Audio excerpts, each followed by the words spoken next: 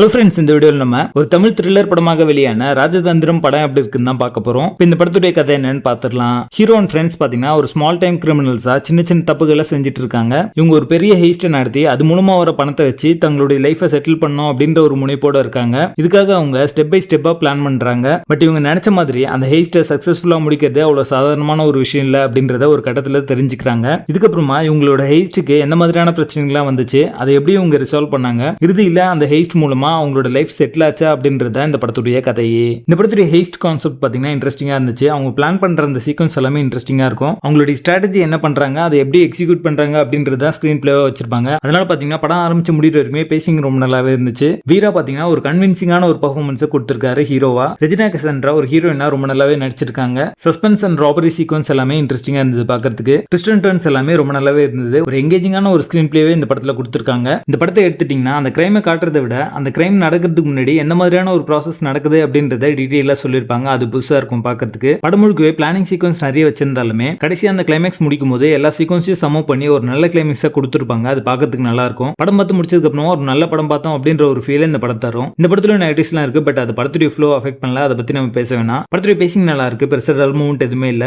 2015 வெளியான சிறந்த படங்கள்ல இதுவும் ஒண்ணு. இது ஒரு டாப் சினிமா, மிஸ் பண்ணாம பாருங்க. படத்துல அடர்கான இல்ல. இந்த படத்தை நீங்க ஃபேமிலியோட பார்க்கலாம். ராஜதந்திரம் படத்துக்கு எங்களோட ரேட்டிங் 7.5 out of 10.